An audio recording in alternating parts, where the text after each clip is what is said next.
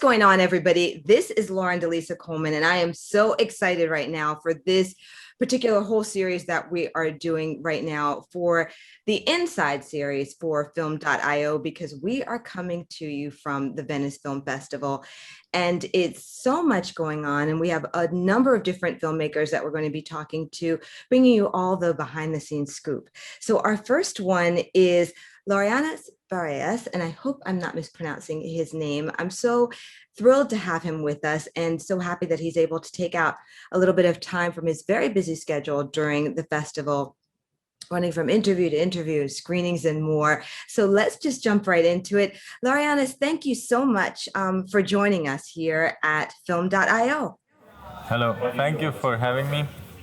Absolutely. Well, we are able to catch up with you there at the Campari Lounge. So, I want to get into all of the, I think in the States, we see a lot of the red carpet, et cetera, of the film festival. But I want to really start, of course, with, the films, the filmmaking process, the business side of it, from your point of view, the festival first. So I know that you are the filmmaker behind Pilgrims.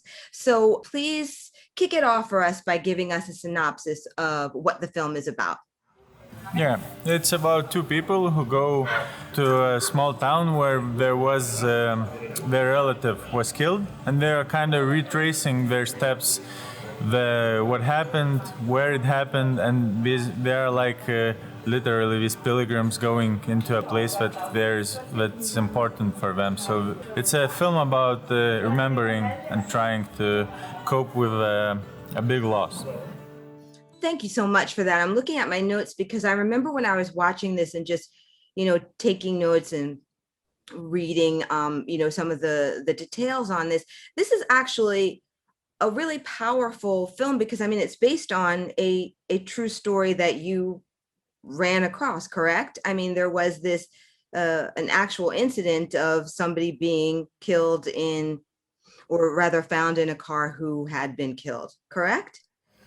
No, it's a fictional story. It's just it's inspired by some events, but it's not literal retelling of one particular event. A kind of compilation, but yes, for true, unfortunate, very true events that have come together. So, tell me a little bit about how this came to be, because I understand that both you and your wife are filmmakers, which is, very, very cool, filmmaking household.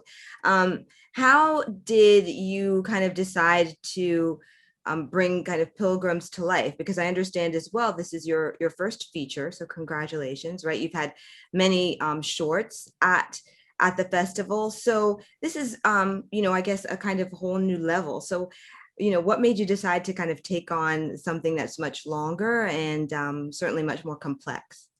Yeah, it was very natural because I started making films after I graduated, and they kept growing in budget and in some kind of scope. And this is like I did 5 shorts before this one, and it's like.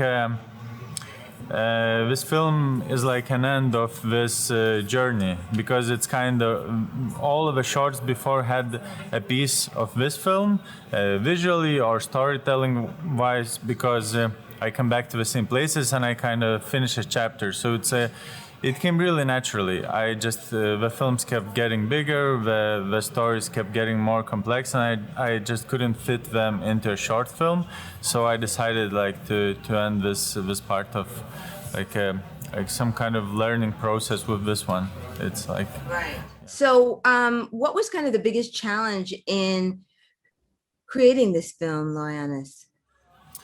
Because the film was shot chronologically, and because we had visually difficult scenes, so like getting this all to work in one location, which is like it's not in the center of our like a film making, we had to go into quite a far place to get this kind of how do you say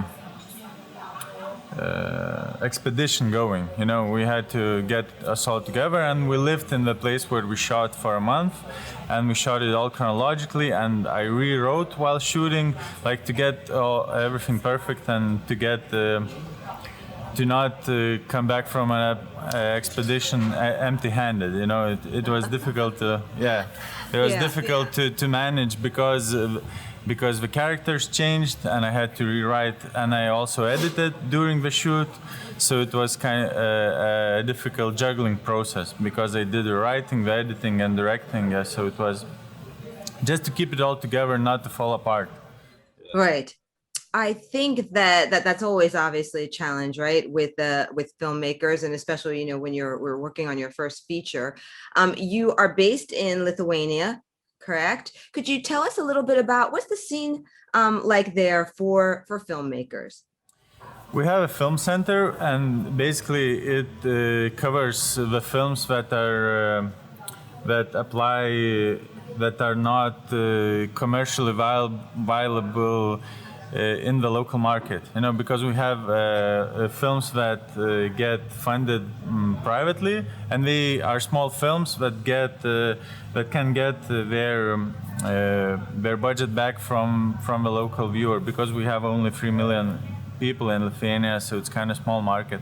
And if you want to do something bigger, you have to go to a film fund, apply, and get funding. So we and for example, with a first feature, you have to do all like a short film, then another short film to get some kind of filmography, and then apply for a first feature, and then hopefully you get it and you get to visualize for what do you think? Film. Thank you. I'm sorry about that. What do you think? And I know it's obviously hard to compare, but you know, what do you think being in that part of the world brings to you or supports you as being a filmmaker?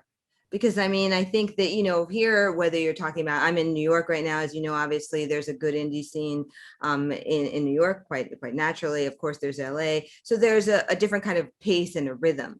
How do you think that maybe compares to that of, you know, Lithuania? Is there any, I don't know, maybe benefit in a smaller market, maybe slower market, so that you can actually develop even more, take more time, you don't feel like you're competing, or what? I'm just very curious about, you know, kind of the market there in the industry.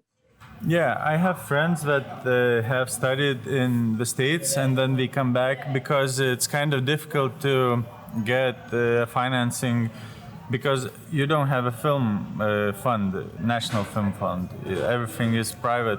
So we come back in order to visualize something that is more, because film funds can take a bigger risk. We don't have to get the money back.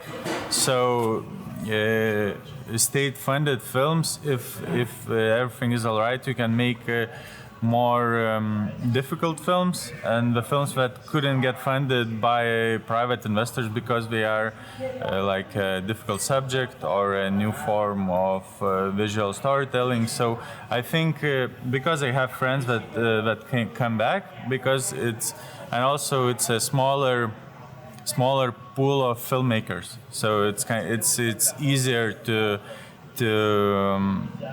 make yourself notice, and then I think you can come back through other ways. I don't know, but yeah, I think because the local market is still interested more in comedies and films that are really local. So not every filmmaker wants to make them, and the only benefit of this local market is that we get the Lithuanian language films. So it's like a turnover in the theaters. Interesting. So what do you think, you know, as a filmmaker, and of course, you know, all of us in our careers, we always expand with each project.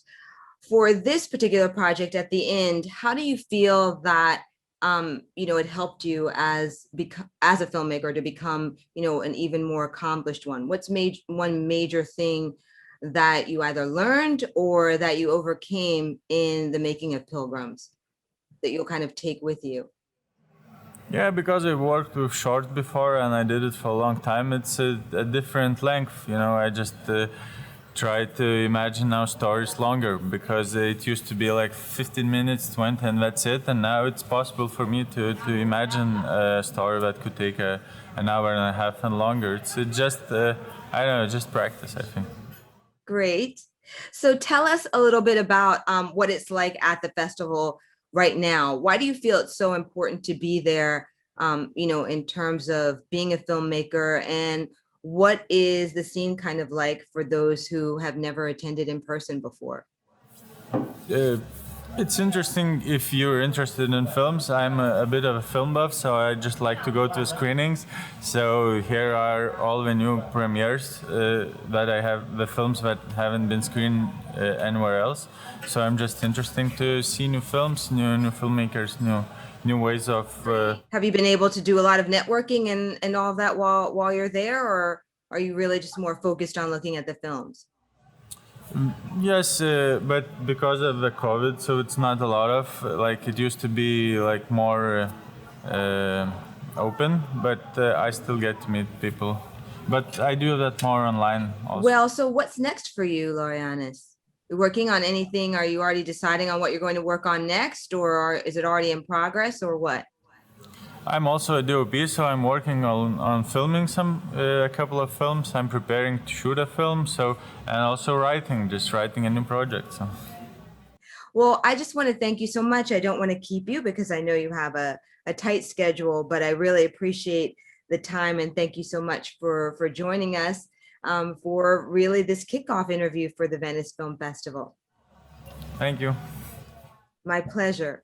And so thanks to all of you for watching.